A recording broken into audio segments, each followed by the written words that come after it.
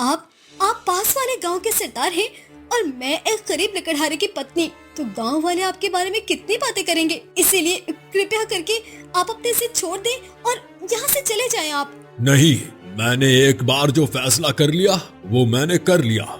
इस सुंदर लड़की को पकड़ लो, ये मेरे साथ हवेली जाएगी। सरदार के नौकर जबरदस्ती सादिया को पकड़कर उसकी हवेली ले जाने लगे। ये कहानी है मीरपुर नाम के एक गांव की, जहाँ पर ज्यादातर लोग गरीब थे। सभी लोग या तो खेतों में काम करते या फिर जंगल से लकड़ियाँ काट कर बाजार में बेचते और अपना गुजारा करते। सुनिए जी, घर का राशन खत्म हो चुका है। आज के लिए तो मैंने दाल चावल बना दिए हैं, पर कल के लिए रसोई में कुछ नहीं बचा। ऊपर से आज आप लकड़ियाँ काटने भी नहीं गए।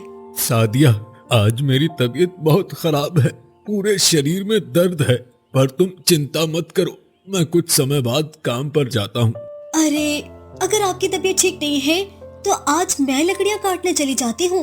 इतना कहकर सादिया बशीर की कुल्हाड़ी लेकर घर से जाने लगी। अरे सादिया, कुल्हाड़ी वहीं रख दो, तुम बिल्कुल भी जंगल नहीं जाओगी। ये क्या कह रहे हैं आप? मैं कई बार जंगल जा चुकी हूँ और अगर आज लकड़ियाँ काटकर ना बेची तो पैसे कहाँ से आएंगे? या अल्लाह, तुम्हें मालूम नहीं, पास वाले गांव का सरदार हमारे गांव की सैर करने आया है और आजकल उसने जंगल में पड़ाव डाला हुआ है, तुम वहाँ बिल्कुल भी नहीं जाओगी। अगर सरदार आए हुए हैं तो वो अपना काम करेंगे, वो जंगल उनका थोड़ी है, कोई भी वहाँ से लकड़ियाँ काट सकता है। तुम्हें मालूम नहीं उस दुष्ट सरदार का बड़ी खराब नियत है उसकी, हर कन्या पर बुरी नजर डालता है, तुम दूर रहो तो बेहतर है। अरे आप चिंता मत करिए जी, मैं लकड़ियाँ काट कर तुरंत वापस आ जाऊंगी। वैसे भी वो सरदार मेरा कुछ नहीं बिगाड़ सकता, मैं किसी से नहीं डरती हूँ। सादिया बशीर की बात नहीं मानती और कुल्हाड़ी लेकर जंगल की ओर चल पड़ती है। अब मैं क्या करूं? मेरी तबीयत ठीक होती तो कभी सादिया को आज जंगल न जाने देता। मेरे शरीर में तो इतनी हिम्मत भी नहीं है कि खड़ा हो पाऊं। चलो कोई बात नहीं, मेरी पत्नी बहादुर है। सादिया जंगल में लकड़ियाँ काटते वक्त सोचती है, ये भी ना फजूल में परेशान रहते हैं। मुझे तो अब तक जंगल में सरदार या उनका कोई नौकर नहीं दिखा, शायद वो सब जा चुके हैं। वहीं दूसरी ओर पास वाले गांव का सरदार, जो कि एक गुफा में आग जलाकर बैठा था, अपने नौकरों से कहता है, मेरा आज शिकार करने का बहुत मन है, आज मौसम भी साफ है, चलो मेरे साथ। अरे सरदार जी, उस पेड़ के पास वो लड़की देखें, कितनी सुंदर है। अरे वाह, ये तो वाह बहुत सुंदर कन्या है, तुम लोग यहीं रुको, मैं अभी आता हूँ। सरदार सादिया के पास पहुँचता है और कहता है, तुम्हारा नाम क्या है और इस घने जंगल में अकेली क्यों आई हो? सरदार, मेरा नाम सादिया है, मैं इस गांव में रहती हूँ और यहाँ लकड़ियाँ काटने आई हूँ। तुम तो बहुत ही सुंदर हो, वाकई तुम जैसी सुंदर कन्या मैंने आज तक नहीं देखी। अब से तुम्हें जंगल में लकड़ियाँ काटने की कोई जरूरत नहीं है, मुझे तुम बहुत पसंद आ गई हो और अब मैं तुम्हें वापस जाने नहीं दूंगा। मैं तुम्हें अपने साथ अपनी हवेली ले चलूंगा और तुमसे विवाह करूंगा। सरदार की बात सुनकर सादिया घबरा जाती है। नहीं नहीं सरदार जी, मैं आपसे विवाह कैसे कर सकती हूँ?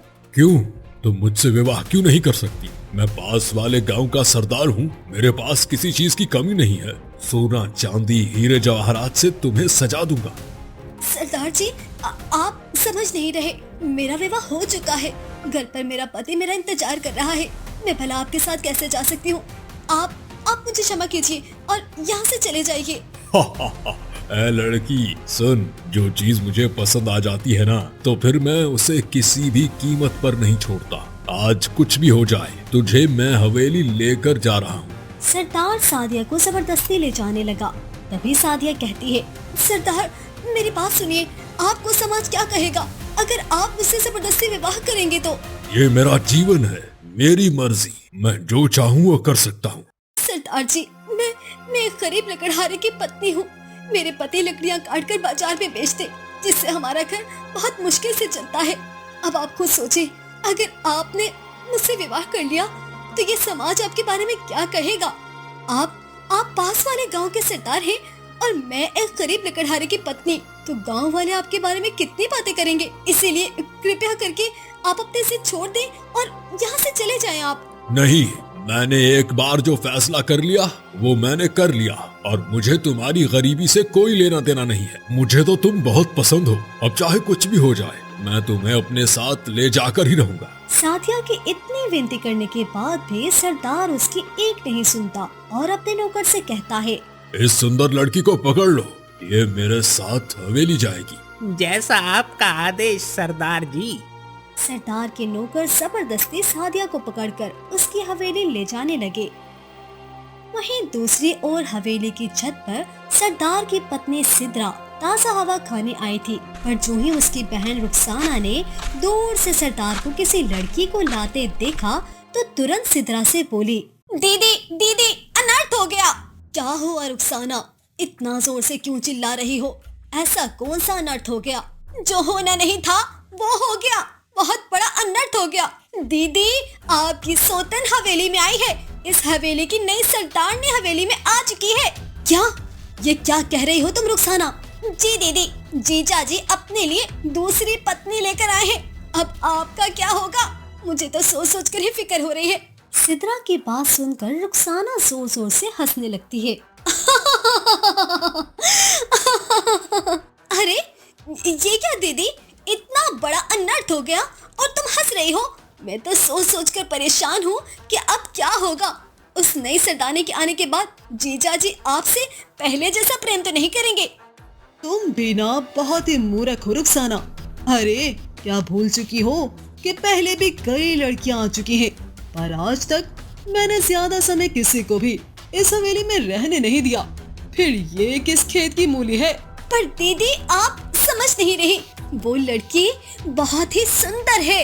मुझे पक्का यकीन है वो मुझसे ज्यादा सुंदर नहीं होगी। आज तक केवल मैं ही तुम्हारे जीजाजी की सबसे मनपसंद पत्नी हूँ। तुम चिंता मत करो, वो इस हवेली में ज्यादा दिन टिक नहीं पाएगी। अब तू जा यहाँ से, मैं उस लड़के से जान छुड़वाने की कोई ना कोई व्यवस्था कर दूंगी। इसके बाद सिद्रा और रुखसाना जैसे ही छत से नीचे आती हैं, तभी सरदार सादिया को सिद्रा के पास ले आता है। मेरी नई पत्नी से मिलो सिद्रा। कहाँ से पकड़ कर लाए हैं आप इसको? पहले ये बताओ, सुंदर है ना? हाँ सुंदर तो है, लेकिन आई कहाँ से है ये? पास वाले गांव की है, और मेरी बात ध्यान से सुनो, अब इसका भी इस हवेली की हर चीज पर उतना ही अधिकार है जितना तुम्हारा। अब तुम्हारा कर्तव्य है कि इसे हवेली में रहने के सभी नियम अच्छे से बता दो और इसे इसका कमरा भी दिखा दो। और रुखसाना, इसके खाने पीने और कपड़ों की व्यवस्था तुमने करनी है। ठीक है जीजा जी, आप चिंता ना करें, मैं देख लूंगी। ठीक है, अब मैं चलता हूँ। सरदार इतना कहकर वहाँ से चल पड़ता है। तुम इतना लंबा सफर करके आई हो, थक गई होगी। आ जाओ, तुम्हें तुम्हारे कमरे तक ले चलूं। ठीक है। फिर सिद्रा सादिया को एक कमरे में ले आई। वैसे तुमने बताया नहीं कि तुम हो कौन और पास वाले गांव में क्या करती थी? तुम्हारे माता पिता क्या काम करते हैं? मैं पास वाले गांव में अपने पति के साथ एक छोटे से घर में रहती थी। मेरे पति जंगल में लकड़ियां काट कर बेचते हैं। क्या कहा तुमने? तुम एक गरीब लकड़हारे की पत्नी हो? छी छी छी छी, मैं तो समझी थी तुम किसी अमीर व्यापारी की बेटी होगी, पर तुम तो एक गरीब लकड़हारे की पत्नी निकली, और ऊपर से तुम्हारा विवाह भी हो चुका है। सरदार को तुम में ऐसा क्या नजर आ गया जो सीधा तुम्हें हवेली में उठा कर ले आए? अरे मैं अभी जाकर उनको तेरे बारे में बताती हूँ कि तू कितनी नीच जात की है। मैं उनको पहले ही सब कुछ बता चुकी हूँ जी। वैसे भी इसमें मेरी कोई गलती नहीं, जो भी हुआ है वो सरदार जी के कारण हुआ है। मैंने उन्हें समझाया भी था कि अगर आपके गांव में लोगों को मेरे बारे में पता चला तो सब क्या कहेंगे, पर सरदार जी माने ही नहीं। सादिया की बात सुनकर सिद्रा सोच में पड़ गई। वहीं दूसरी ओर जब काफी समय बीतने के बाद भी सादिया घर नहीं लौटी तो बशीर परेशान हो गया और बिस्तर से उठ गया और सोचने लगा, अल्लाह, इतनी देर हो गई है और सादिया अब तक वापस क्यों नहीं लौटी? अब तक तो उसको आ जाना चाहिए था। कहीं उस दुष्ट सरदार ने मेरी पत्नी के साथ कुछ गलत तो नहीं कर लिया? नहीं, मुझे अभी जंगल जाकर सादिया को देखना होगा। इतना कहकर बशीर जंगल की ओर चल पड़ता है। वहाँ पहुंचकर उसको कहीं भी सादिया दिखाई नहीं देती। हर तरफ देख लिया पर सादिया कहीं नहीं है। आखिर सादिया कहाँ गई? थोड़ी देर के बाद एक पेड़ के पास बशीर को अपनी कुल्हाड़ी दिखाई देती है। अरे ये क्या, ये तो मेरी ही कुल्हाड़ी है, लेकिन ये यहाँ ऐसे क्यों पड़ी है? सादिया कहाँ चली गई? बशीर उस गुफा में भी गया जहाँ पर वो सरदार अपने नौकरों के साथ रह रहा था। लगता है वही हुआ जिसका मुझे डर था। सादिया, मैंने तुम्हें कितनी बार मना किया था कि मत जाओ। एक दिन अगर हम खाना नहीं खाते तो कौन सा मर जाते। कल तक तो मैं वैसे भी ठीक हो जाता और स्वयं लकड़ियां काटने चला जाता, परंतु तुमने मेरी एक नहीं सुनी। अब तुम्हें मैं कहाँ ढूंढूं?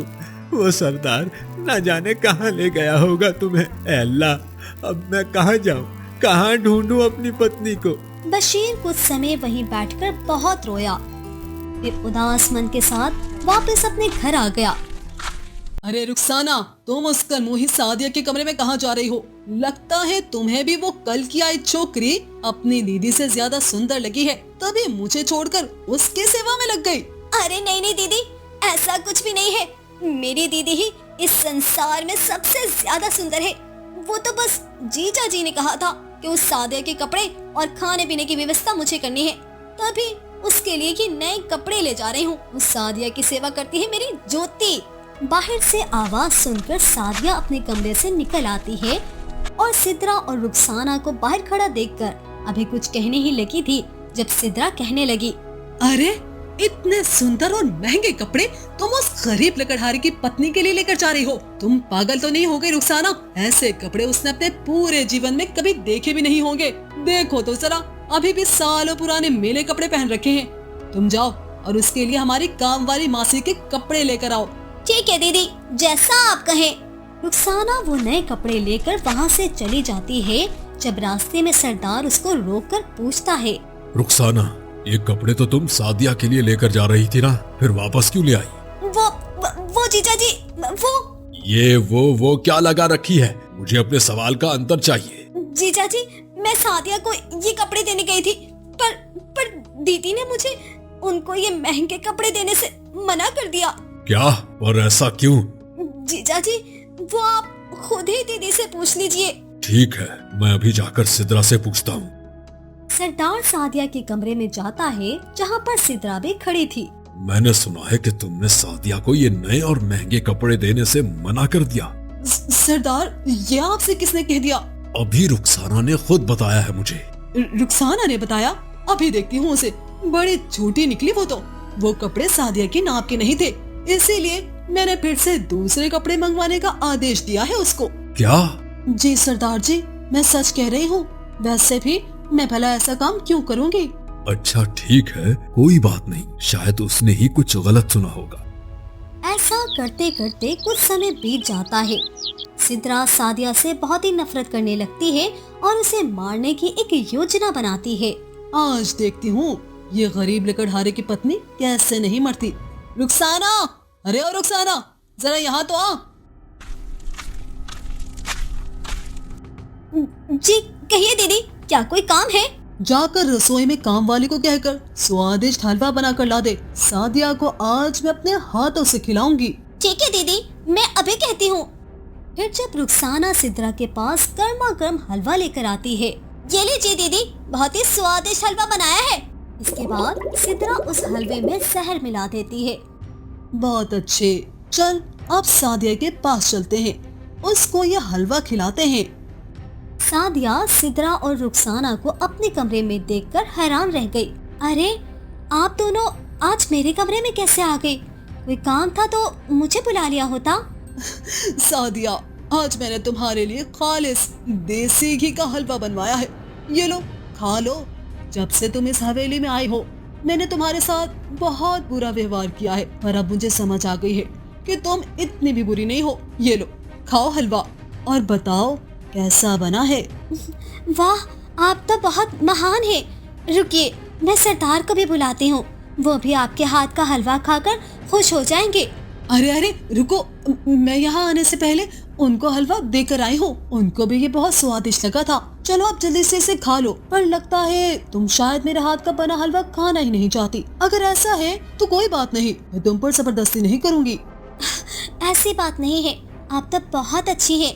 मैं आपके हाथ का बना हलवा जरूर खाऊंगी। सिद्रा अपने मन ही मन में सोचने लगी। हाँ हाँ, जल्दी से ये खा ले और मेरी जान छोड़। अरे इस हलवे को खाकर तू सीधा सोरग जाने वाली है। इस हवेली और सरदार पर केवल मेरा अधिकार है। तू क्या समझती थी कि यहाँ हमेशा के लिए सरदार नहीं बनकर रहेगी? हाँ। सादिया वो हलवा खाती है और कुछ समय बाद ही उसकी मृत्यु हो जाती है। वो दोनों खामोशी से सादिया की लाश को बोरी में डालकर जंगल की ओर चली जाती हैं और जंगल के बीचों बीच उस बोरी को फेंककर वापस लौट आती हैं। वहीं शाम होते ही सरदार सिद्रा से कहता है, सिद्रा, तुमने सादिया को कहीं देखा है? मैंने पूरी हवेली में देख लिया है पर वो मुझे कहीं नहीं मिली। वो सरदार जी, वो तो हवेली से भाग गई।